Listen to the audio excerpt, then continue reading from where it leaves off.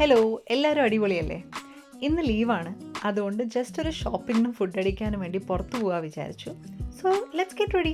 ജീവിതത്തിൽ ഓരോരുത്തർക്കും സന്തോഷം തരുന്ന കാര്യങ്ങൾ ഓരോന്നായിരിക്കില്ലേ? എനിക്കതിൻ്റെ സ്കിൻ കെയർ റുട്ടീനാണ്. ഓരോ പുതിയ പ്രോഡക്റ്റ് റിസർച്ച് ചെയ്യാനും പർച്ചേസ് ചെയ്യാനും യൂസ് ചെയ്യാനൊക്കെ എനിക്ക് വല്ലാത്തൊരു ഇഷ്ടമാണ്. അതൊരു വലിയ സാറ്റിസ്ഫാക്ഷനാണ് എനിക്ക്. പിന്നെ നല്ല വല്ല പ്രോഡക്റ്റ് ഉണ്ടെങ്കിൽ അത് മറ്റുള്ളവർക്ക് സജസ്റ്റ് ചെയ്യാനും ഭയങ്കര ഇഷ്ടമാണ് കേട്ടോ. എൻ്റെ ജീവിതത്തിൽ എനിക്ക് ഹാപ്പിനെസ് തരുന്ന കാര്യങ്ങളുടെ ഒരു ലിസ്റ്റ് ഇടാൻ പറഞ്ഞാൽ അതിൽ ഡെഫിനറ്റ്ലി ഒന്ന് സ്കിൻ കെയർ ആയിരിക്കും. പിന്നെ നമ്മൾ ജീവിതത്തിൽ എന്ത് ഇഷ്ടപ്പെട്ട് ചെയ്യുമ്പോഴും അതിനെ ക്രിട്ടിസൈസ് ചെയ്യാനും നമ്മളെ തളർത്താനൊക്കെ ഒരുപാട് പേരുണ്ടാവും. ഇപ്പം ഞാൻ തന്നെ എനിക്ക് ലിപ്സ്റ്റിക് ഇടുന്നത് എനിക്ക് അത്ര ഇഷ്ടമാണ്. അത് ആരെയും കാണിക്കാനോ ബോധ്യപ്പെടുത്താനോ അല്ല. I love to present myself better. പക്ഷെ അതിൻ്റെ പേരിൽ എൻ്റെ ലൈഫിൽ ഒരുപാട് ക്രിറ്റിസിസം ഫേസ് ചെയ്ത ഒരാളാണ് ഞാൻ. കോളേജിലും എല്ലാവിടെയും എനിക്ക് ഭയങ്കരമായിട്ട് അതിനുള്ള ഒരു ക്രിറ്റിസിസം വന്നിട്ടുണ്ടായിരുന്നു. ബട്ട് അതൊന്നും എന്നെ തളർത്തില്ല. കാരണം this gives me happiness and immense pleasure. പണ്ട് UK വന്നപ്പോൾ പല സന്ദർഭങ്ങളിലും ഡിപ്രഷൻ അടിക്കേണ്ട സിറ്റുവേഷനിലൊക്കെ എന്നെ ഒന്ന് ഓക്കെ ആക്കി വെച്ചത് ഈ സ്കിൻ കെയർ റുട്ടീനാണ്. കേൾക്കുമ്പോൾ പലർക്കും തമാശയായി തോന്നുമെങ്കിലും ഇറ്റ്സ് എ ഡാർക്ക് ട്രൂത്ത്. ഇന്ന് നമ്മൾ പോണത് ബസ്സിലാണ് കേട്ടോ. പോണ സ്ഥലം TK Maxx. ഇവിടെ നമുക്ക് ഒരുപാട് ബ്രാൻഡഡ് സാധനങ്ങൾ ഡിസ്കൗണ്ടഡ് പ്രൈസിൽ കിട്ടും. ബ്രാൻഡഡ് ഔട്ട്ലെറ്റ് പോലെ അത്രയ്ക്ക് അങ്ങോട്ട് ഡിസ്കൗണ്ട് പ്രതീക്ഷിക്കേണ്ട, പക്ഷേ അത്യാവശ്യം നല്ലൊരു ഡീലായിരിക്കും കിട്ടുന്നത്. ഒരു കാലത്ത് ഈ TK Maxxൽ ഡിസ്കൗണ്ടഡ് പ്രൈസ് കണ്ടിട്ട് തന്നെ എൻ്റെ തല കറങ്ങിയ അവസരങ്ങളുണ്ടായിരുന്നു. കാരണം വന്ന പുതുക്കത്തിൽ നമുക്കൊക്കെ പറ്റുന്നൊരു അവസ്ഥയാണ്. അതായത് പൗണ്ടിനെ ഇന്ത്യൻ റുപ്പിയിലോട്ട് കൺവേർട്ട് ചെയ്യും.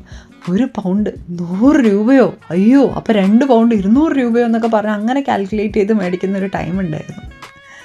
എനിവേസ്, ഇവിടുത്തെ പ്രോഡക്ട്സും അതിൻ്റെ ഡിസ്കൗണ്ട്സൊക്കെ കാണിക്കണം എന്നുണ്ടായിരുന്നു. പക്ഷെ ഇവിടെ റീസ്റ്റോക്കിംഗ് നടക്കുന്നതുകൊണ്ട് എനിക്ക് വീഡിയോ എടുക്കാൻ തീരെ കംഫർട്ടബിൾ ആയിരുന്നില്ല. അത് അവർക്കും നമുക്കൊരു ബുദ്ധിമുട്ടാവും. അങ്ങനെ അത്യാവശ്യം വേണ്ട സാധനങ്ങളൊക്കെ എടുത്തിട്ട് പുറത്തോട്ട് ഇറങ്ങിയിട്ടുണ്ട് കേട്ടോ. തിരിച്ച് നടന്നു പോകാനാണ് പ്ലാന്.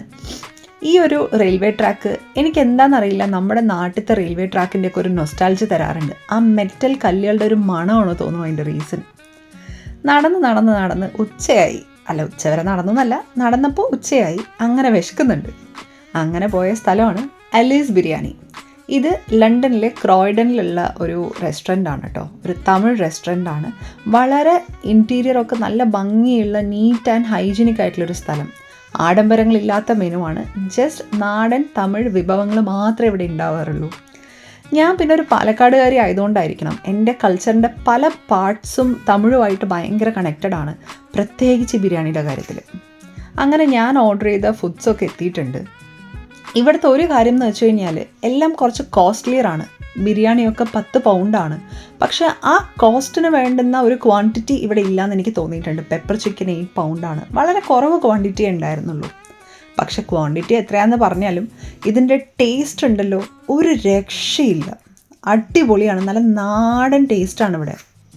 പിന്നെ കുറച്ച് ബിരിയാണി കഴിച്ചു കഴിഞ്ഞ് കുറച്ച് പെപ്പർ ചിക്കനൊക്കെ കഴിച്ചപ്പോഴത്തേനും എൻ്റെ വയറ് നിറഞ്ഞു. അത് ക്വാണ്ടിറ്റി കൂടുതലുള്ളതുകൊണ്ടല്ല, എൻ്റെ കപ്പാസിറ്റി അത്ര ആയതുകൊണ്ടാണ്. പണ്ടത്തെ പോലെ പോളിംഗ് ഒന്നും അങ്ങോട്ട് വർക്കാവുന്നില്ല കറക്റ്റായിട്ട്. അപ്പോൾ ഇവിടെ ആരെങ്കിലും ലണ്ടൻ സൈഡ് ഉണ്ട്, അവർക്ക് നാടൻ ഫുഡൊക്കെ കഴിക്കാൻ തോന്നുകയാണ്, ബിരിയാണിയൊക്കെ കഴിക്കാൻ തോന്നുന്നുണ്ടെങ്കിൽ this is A good try. ഇവിടെ ഒരു ഡെസേർട്ടും ഉണ്ട്. പക്ഷെ എനിക്ക് കഴിക്കാൻ പറ്റിയൊരു അവസ്ഥയിലായിരുന്നില്ലല്ലോ നമ്മൾ. അതുകൊണ്ട് ഞാനത് കഴിക്കാൻ നിന്നില്ല. Anyways, I hope you enjoyed the video. Bye bye.